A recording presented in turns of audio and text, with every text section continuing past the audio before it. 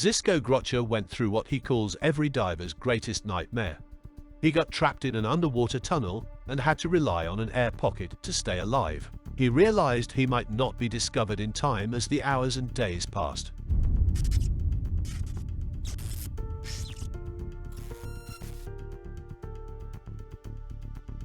Zisco Grocher entered the ocean in Mallorca on Saturday, April 15, to perform a routine dive.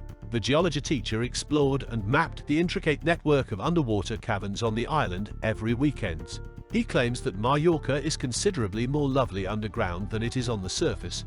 1 kilometer from the labyrinth's entrance lies a cave called Sop Equator, which has a number of chambers that he and his diving companion Guillem Mascaro wished to investigate. To reach there, they swam underwater for an hour. Mascaro swam out to map an adjacent chamber, while Grocher spent time collecting rock samples. Several things went wrong at once as they were leaving for home. Mascaro and Grocher happened to cross paths at a junction, stirring up mud and making visibility difficult. When they realized their guideline, a thin nylon wire that went back to the entryway, had either snapped or slipped, they panicked. The wire is for guiding purposes. It is left behind once you enter the cave, and you can follow it out again afterwards, explains Grocher. We spent a precious hour trying to find it by touch, but without success. We can only guess some rocks had fallen on it. The two were in immediate danger at this time. The majority of their emergency air had been used, as well as the air they had brought to get in and out. Fortunately, Grocher recalled hearing about an air pocket in an adjacent chamber from other divers. He dragged Mascaro over to it, where they debated their alternatives. They were both aware that they only had enough air for one of them to escape. Because he was thinner than me and required less air to breathe, we decided that I would stay and Guillem would go for assistance. I was also more accustomed to breathing cave air, which contains higher levels of carbon dioxide, than Guillem. On a map, they laid up a lengthier, alternative route. Mascaro might become disoriented since he would have to go along parts of it without a map. According to Grocher, it would have been similar to attempting to drive a car through dense fog at night. Though we knew it was our only option, Guillem was hesitant to leave me on my own. After Mascaro had gone, Grocher removed the most of his gear and started to investigate the room. There was an 80 feet gap between the water and the ceiling, and it was around 260 feet long and 20 feet broad. He discovered the lake's surface water was drinkable. Additionally, he found a huge flat rock and hauled himself out of the water to rest there. He would have to survive without light, according to Grocher. His 3 torches had 2 broken ones and a low battery on the third. I only turned it on when I went to pee or to climb down to get fresh water, he claims. He was left with no choice but to wait in the pitch black and pray for help. After so many years of diving, Grocher explains, I asked myself why this had happened to me now. But I was hopeful for the first 7 or 8 hours because I felt Guillem would survive. As time went on though, I started to lose hope because I believed Guillem has gotten lost and killed, and no one knows I am down here. Grocher started to consider his family members who lived above ground. I considered how they were too young to lose their father, and what would happen to them. He adds, adding that he has 2 children, a son who is 15 and a daughter who is 9. He was able to maintain his composure, but the effects of breathing in a lot of carbon dioxide started to take effect. While the carbon dioxide content of the air we breathe above ground is 0.04%, it was as high as 5% in the cave.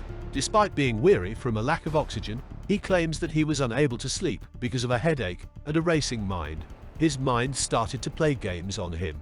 I had the impression that the lake was lit up, and I could hear a diver emerging in the sound of bubbles. But as I looked around, I didn't see anything. A hallucination took place.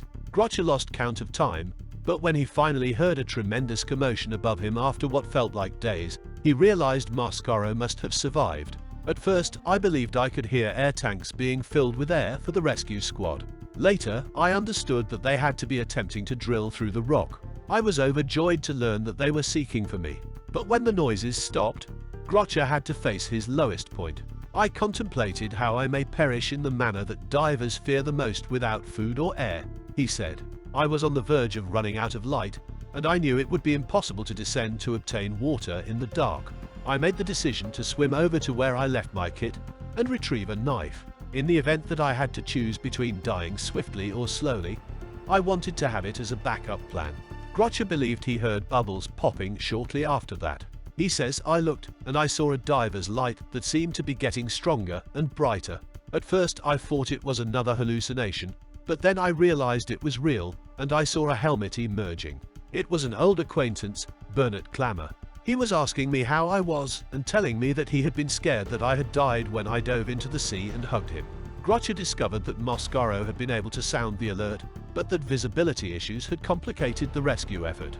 In an effort to provide him food and water, rescuers tried to drill a hole through the rocks, which would have explained the noises he had heard, but this effort also failed. After waiting a day for the mud to settle, Clammer and his diving companion John Freddy had finally made it through. It had not yet ended for Grotcher. Clammer handed him some glucose pouches to help him feel more energized before leaving him to call the rescue crew. Grotcher explains, "I would have to stay in that cave for another 8 hours, but they were joyful hours. As Grotcher was being led gently to the entrance, she was given air that had been supplemented with oxygen. He was inside for 60 hours, came out late on Monday, April 17th. He was greeted by Guillem Mascaro. We exchanged hugs, but couldn't exchange words before they carried me away in an ambulance. As soon as I stepped out of the water, it literally impacted me. I was in risk of hypothermia because of my temperature, which was 32 degrees Celsius. I received pure oxygen to breathe all night." Throughout his encounter, Grotcher had remained emotionally stable. But the next day, as I watched TV coverage of the massive rescue operation, I sobbed because I was so grateful. "You have to be able to control your emotions with diving," the diver said. Even after he narrowly avoided death, Grotcher has not abandoned diving.